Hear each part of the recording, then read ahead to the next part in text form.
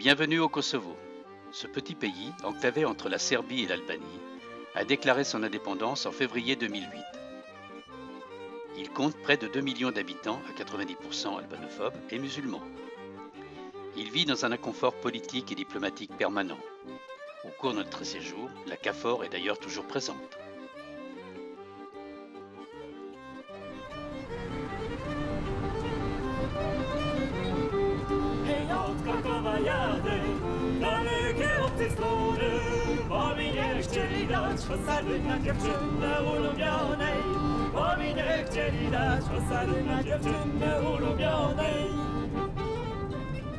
Venant d'Albanie, on franchit la frontière non loin de Prizren, avec un accueil chaleureux de la part des douaniers.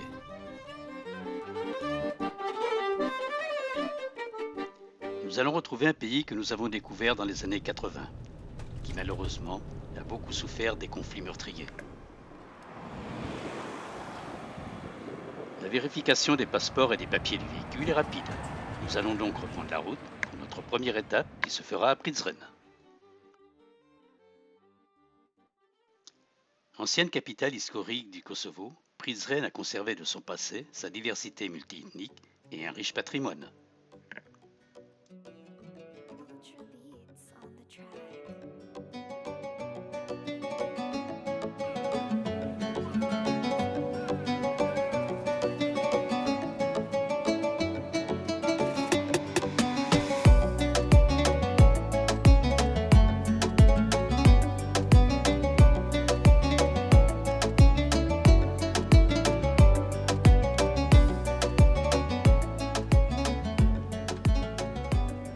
Au centre de la ville s'élance la mosquée Sinan Pacha, construite au début du XVIIe siècle. Il faut pénétrer à l'intérieur afin de découvrir ses ornements faits de motifs floraux et de versets calligraphiques du Coran, ce qui témoigne de l'importance de la cité à l'époque ottomane.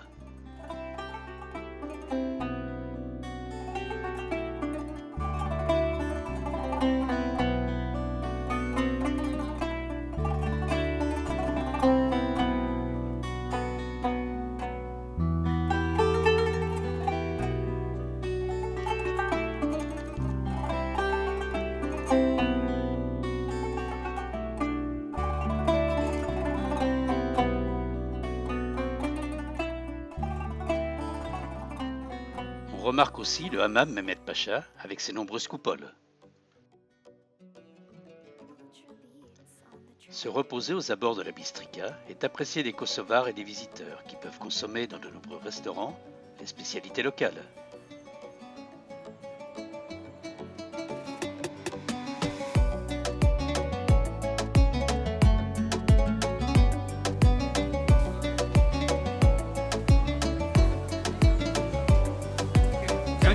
Thank you. لا إله إلا الله محمد رسول الله.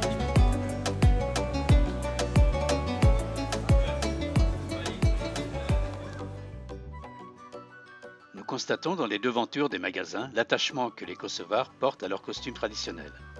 Effectivement, dans les années 80, chaque ethnie avait son propre costume.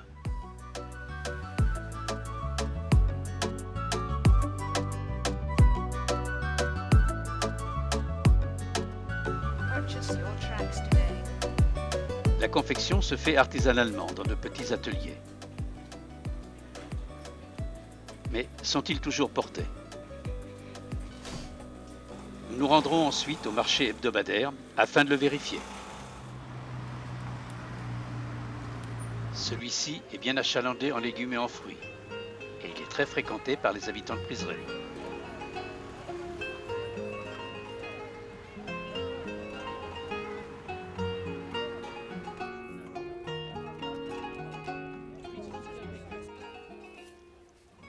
Par contre, plus de costumes traditionnels, seuls quelques hommes portent encore le kelesh, ce couvre-chef en feutre blanc.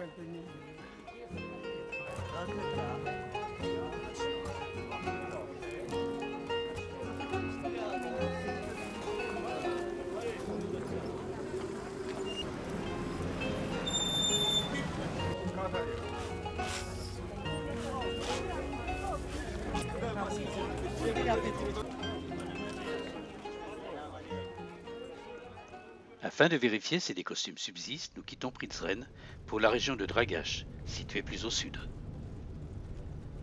Ultra beats on the track.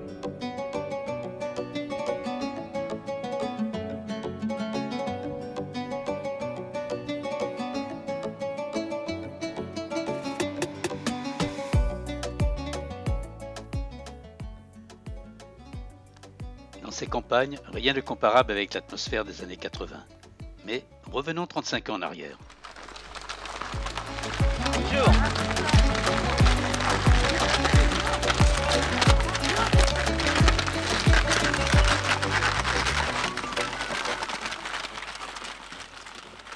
À cette époque, ces rencontres étaient courantes. Les costumes des femmes étaient colorés et très particuliers à cette ethnie albano-musulmane. Ils subsistaient depuis l'époque ottomane. Bonjour.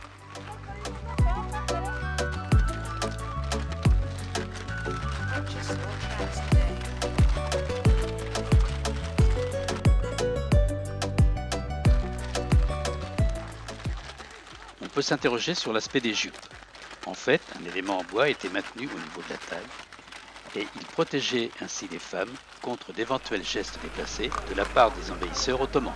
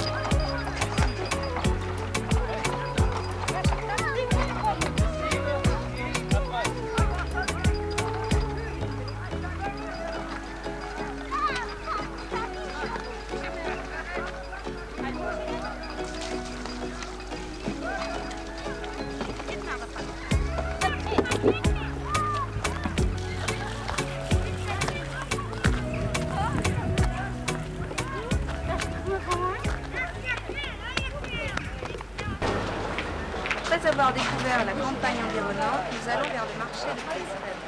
Le marché de Prizren était quant à lui beaucoup plus coloré que celui de maintenant.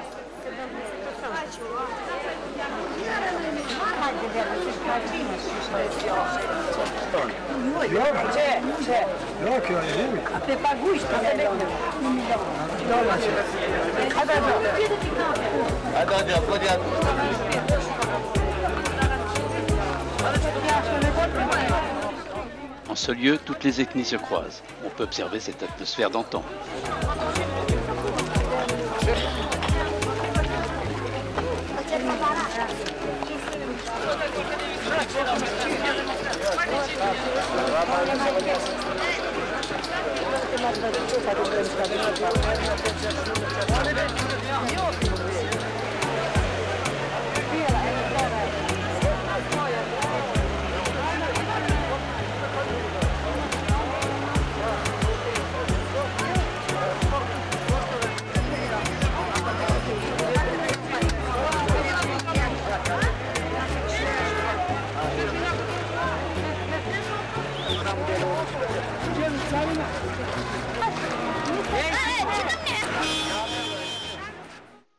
Mais revenons maintenant en 2022.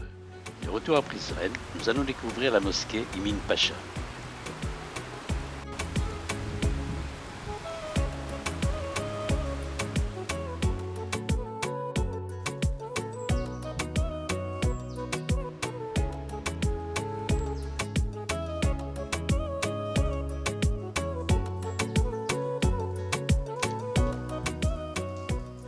C'est l'heure de la prière et nous avons été accueillis avec une extrême gentillesse par l'imam qui nous a invités à assister à l'office, bien que n'étant pas musulmans.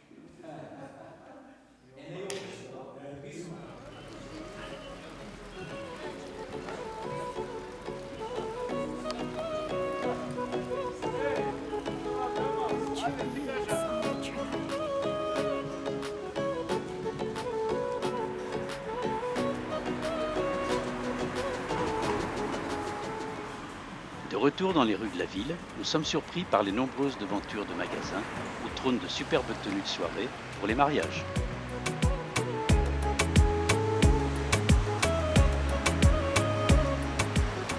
Rien de comparable avec les vêtements d'un mariage des années 80 auxquels nous avons pu assister.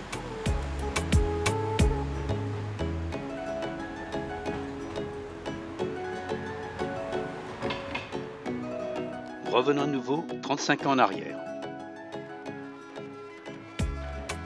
La cérémonie est celle d'un mariage traditionnel Gorani.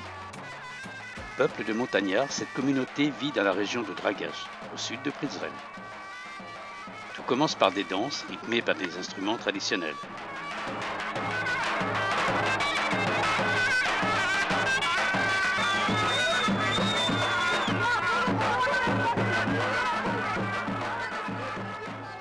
Puis vient le moment où le marié se présente aux invités.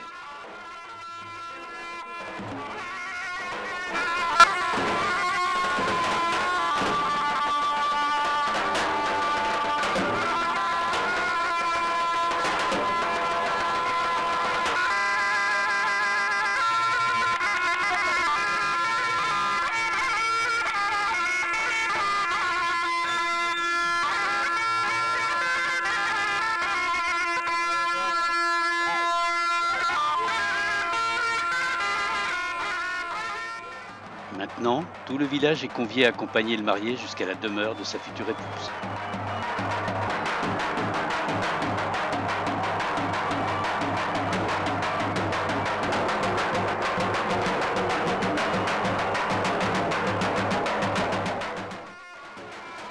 Puis vient le moment de la rencontre entre les deux époux.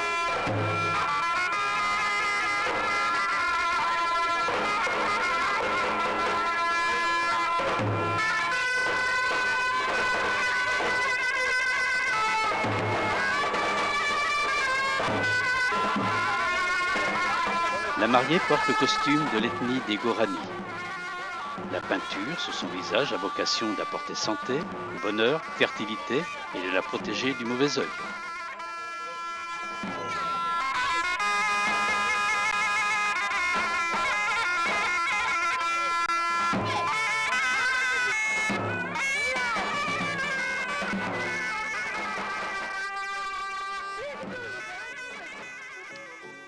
Au Kosovo, il subsiste de prestigieux monastères orthodoxes qu'il ne faut pas manquer de visiter. Celui de Dokani, fondé en 1330, est classé au patrimoine mondial de l'UNESCO.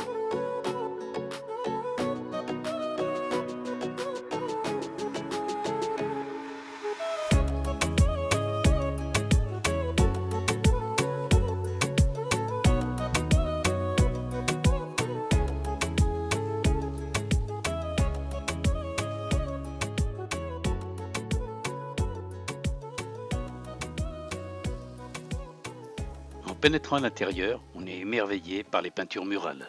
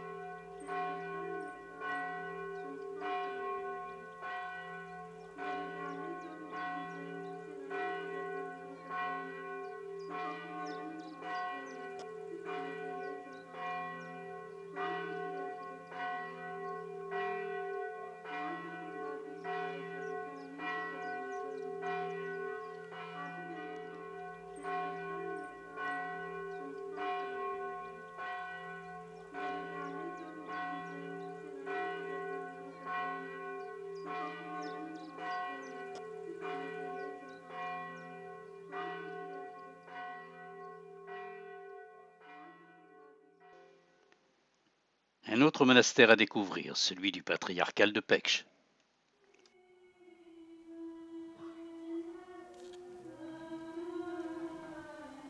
Avec ses églises aux murs rouges contrastant avec le vert des collines environnantes, ce complexe orthodoxe serbe marque l'entrée des gorges du Rukova.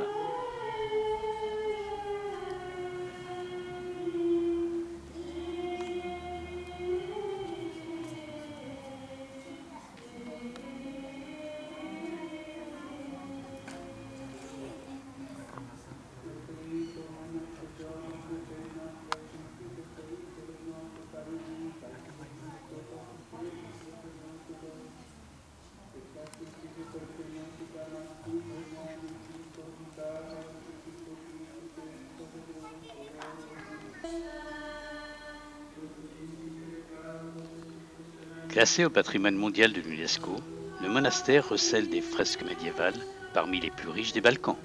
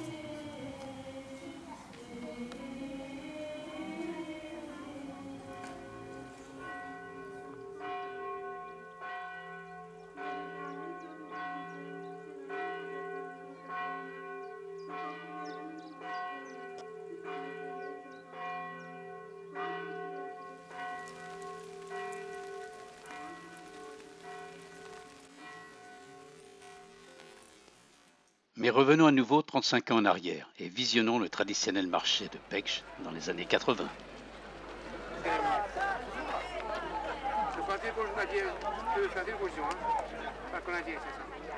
Pécs est devenue une ville moderne et ce marché traditionnel n'existe plus.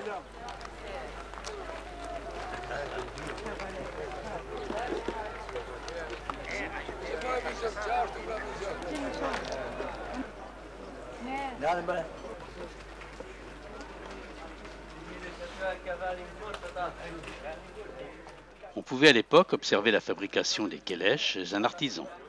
En 2022, cette coiffe est peu portée.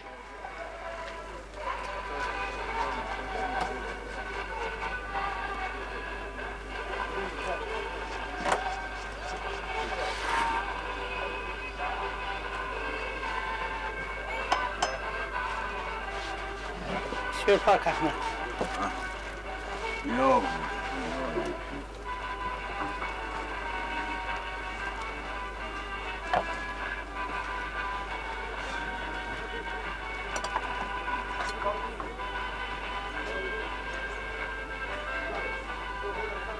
Qual caminho? Sem dúvida. موضوع كبار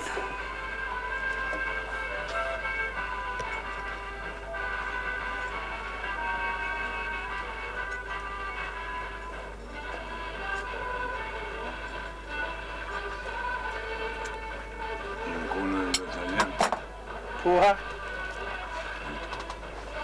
فك راسي تنشن كفك علاش كده هارو سويت خبرة مدو ايه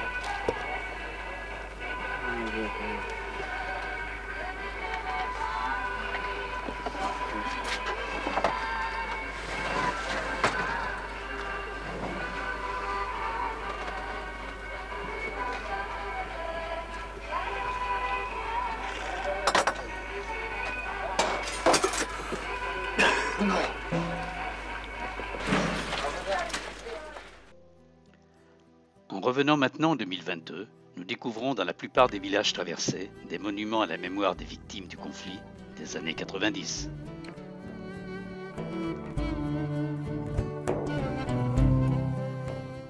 Quelle connerie la guerre, comme l'écrivait Jacques Prévert.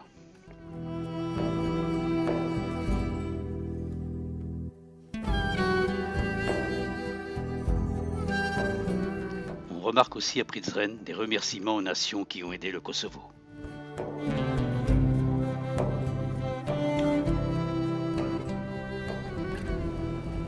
Ici, notre escapade au Kosovo se termine.